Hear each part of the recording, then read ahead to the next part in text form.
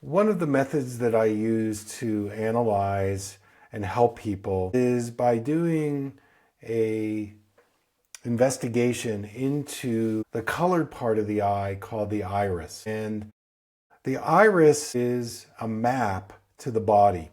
And iridology is the study of the color, the pigmentation, and the structure of the iris. And we also look at the pupil, which is inside the iris. And through lots of clinical research over the years, there have been certain, say, patterns that show up based on the color of your eyes. So just generally speaking, if you're blue-eyed, like I am, there's a tendency toward lymphatic weakness, sinus congestion, lung congestion, and arthritic symptoms.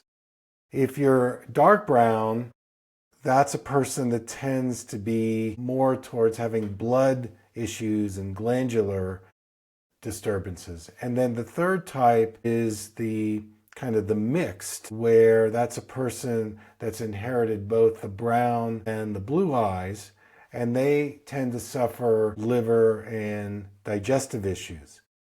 So when we look at the colored part of the eye and we're looking at the color, the pigmentations, and the structure, this is going to reflect several things: our organ health, our glandular health. It's also going to show us genetic tendencies that perhaps our parents or grandparents were dealing with, where it could be things like, blood sugar issues or heart issues, thyroid issues, just as some examples. But iridology can be used as a tool, this is the way I use it, to measure different strengths and deficiencies that are located within the body. And especially when you use it with kids, like I do at Kid Power, where I'm working with a lot of special needs kids. I mean, just the other day I was doing some vision analysis of several kids, and I did a little iridology on them, and parents couldn't believe how spot on I was about what their nurture points were in terms of their digestive health, their glandular health, toxicities that they might have to deal with. So when we look at the iris, we're looking at all these different pigments and patterns and colors that can be proactive and preventative.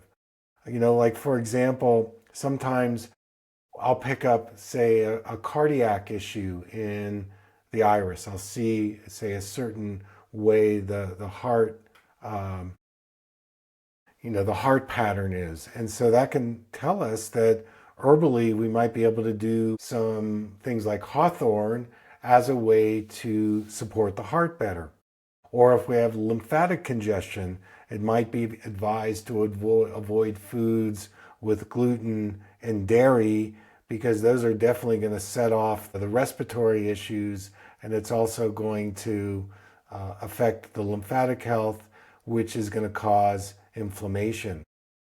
So I want to give a shout out before we go any further to the father of iridology in the US, Dr. Bernard Jensen. And Dr. Jensen, I actually studied with his daughter-in-law, Dr. Ellen Jensen. She was my teacher, and that's how I became certified in iridology. But Bernard Jensen was such a pioneer in the field of iridology. I mean, I think he taught iridology in like 55 different countries. Amazing.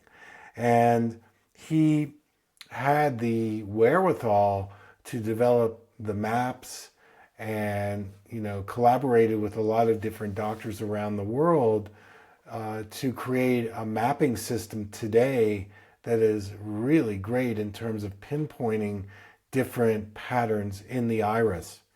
And, we talk about how, the eye is very connected systemically and metabolically to the body through Chinese medicine and acupuncture. Well, it's also very connected to our glands, our organs, our inflammatory issues, possibly cholesterol problems, thyroid issues. And to be able to have that validation proactively, and especially in kids, it's really, really a great tool to help kids get what they need because if they have the proper energy on a cellular level, they're going to learn faster and develop quicker, especially through the functional vision therapy programs that we're talking about. All right, so I started off by talking about the three different colors of the eye: blue eyes, mixed, and brown. So I want to go into a little more detail on each one. And it's very simple. If you've got blue eyes, they can be light blue, gray, green blue. There tends to be a sluggishness in the lymphatic system, mucus and sinus congestion. Inflammation is a big issue for the blue-eyed person, especially in the upper respiratory tract, where you get, conditions like croup and bronchitis and, colds and things like that, that create a lot of mucus. So it really comes down to, number one, eliminating gluten, dairy, and sugar. And this includes, wheat, and making sure you're getting enough of an anti-inflammatory diet. Things like celery, that's probably my number one. Celery, cucumber, sprouts, and lemon water. Okay, you can also do apple cider vinegar, sipping it is a way in a glass of water. Again, you want to get the raw. You can put apple cider vinegar as vinegar on your salad dressing. Berries, apples, pears are great for the blue-eyed people. Herbal teas like nettle, dandelion, clover.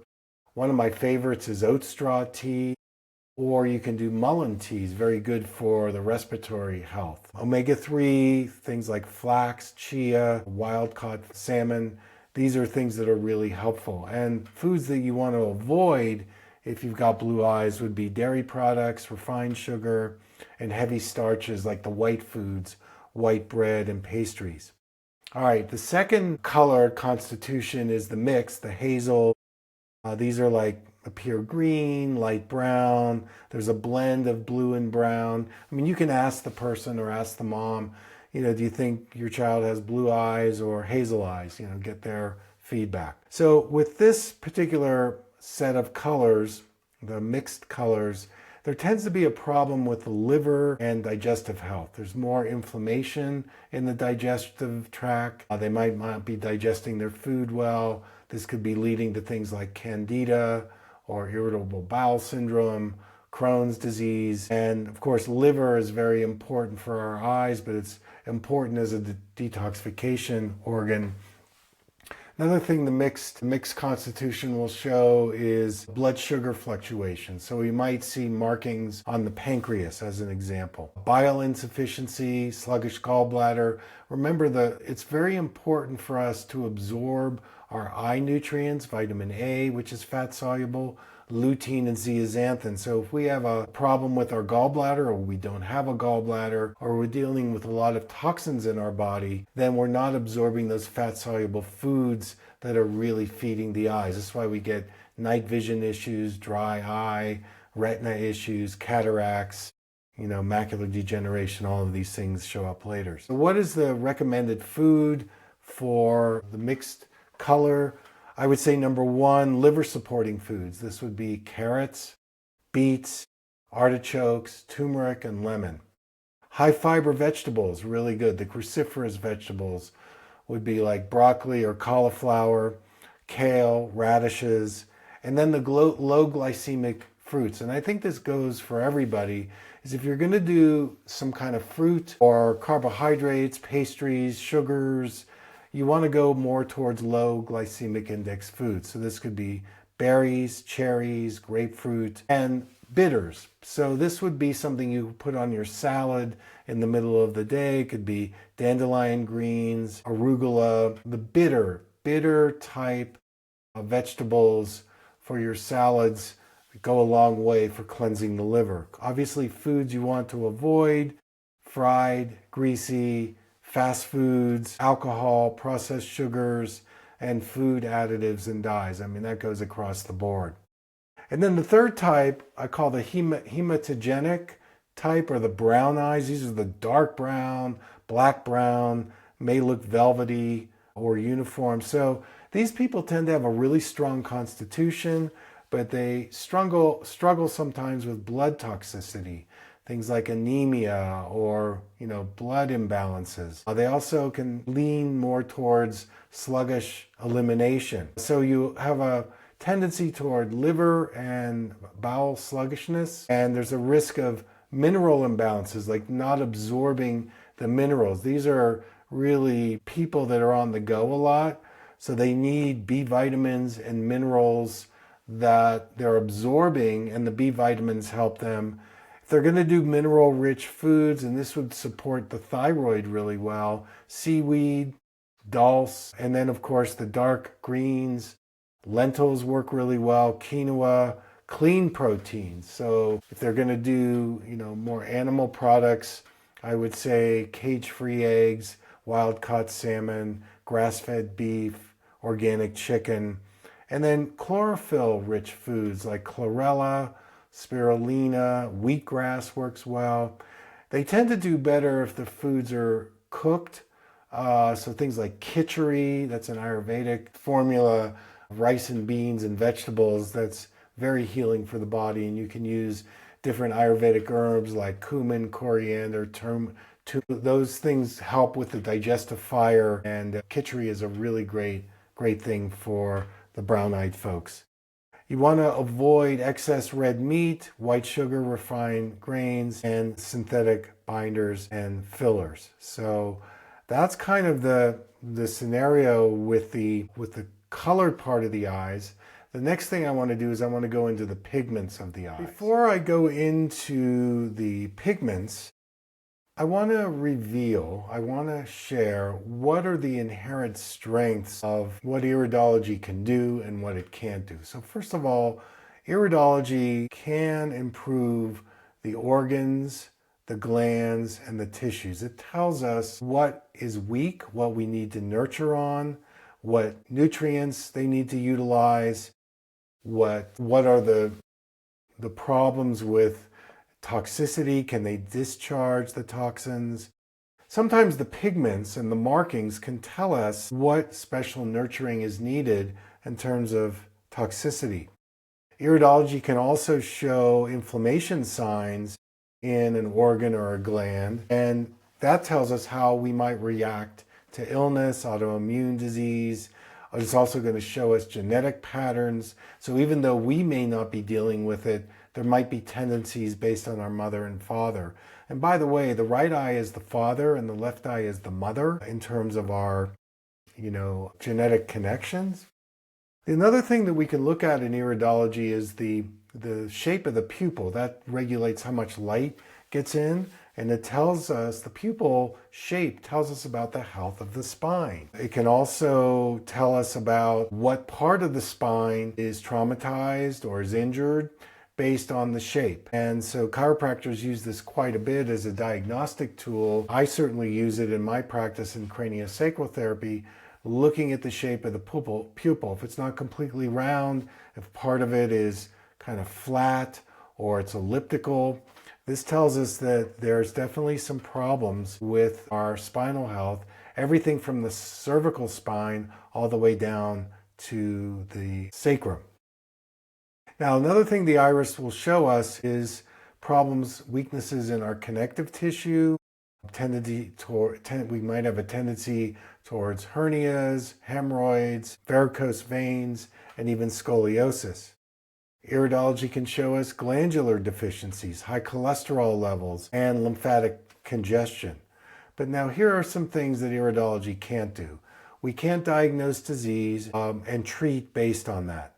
It doesn't diagnose things like parasites or candida. We cannot confirm bacteria, viral, or fungal infections. We can't tell whether a woman is pregnant. We can't diagnose tumors, cancer, or whether a person has kidney issues. In iridology, we talked about the 3 different constitutional types, and now what I want to do is I want to move towards the pigments. So what do the pigments mean? In iridology, pigments are the colored spots. They're the flecks, they're the specks that we see in the iris, and we see them really quite prominently where they're kind of deposits of byproducts of inefficiencies in our metabolism. Sometimes they're inherited, sometimes they show up later. So they offer insights into different glandular and organs of the body. So for example, one of the most common pigments that we see is orange, and this is often related to pancreatic stress or blood sugar metabolism issues. And it can be a predisposition to things like hypoglycemia, insulin resistance, diabetes. It's also something I look for in cataract development because sometimes cataracts develop based on blood sugar imbalances. And if you can repair those, sometimes the cataracts can slow down their progression and even in reverse in early stage cataracts. Brown, either the rust or the reddish brown, suggests that there's stress in the liver, in the gallbladder, in the digestive tract, and there might be a history of poor detoxification or exposure to environmental toxins. The third pigment that I see is yellow, and this is related to lymphatic congestion. It also can be related to kidney stress. Usually you'll see a diffused ring maybe around the edge of the iris, and this also can affect the skin health. This can tell us about skin.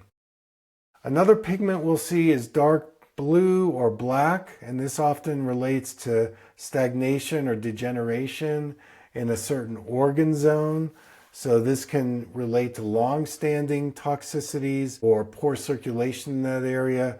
One of the things I'll look at is dental health. And if you've had mercury amalgams or mercury removed, have you done enough toxicity release of the mercury, or is it still part of your systemic and metabolic health?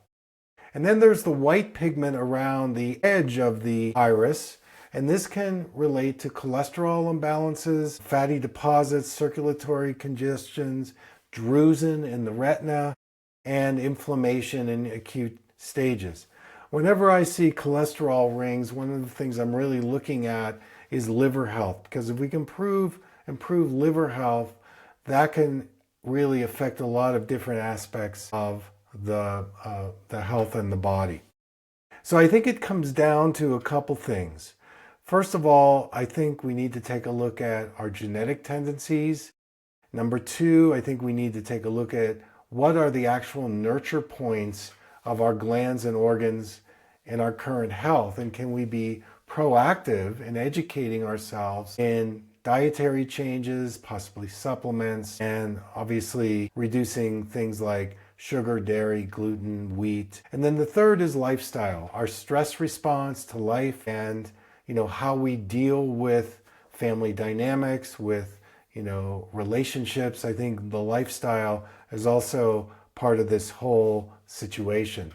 So in summary, what I would say is that iridology is an educational and preventative tool where we can work on proactively our health and restore balance and vitality from the inside out. So we're not treating symptoms, we're not treating disease, but we're trying to restore balance and harmony.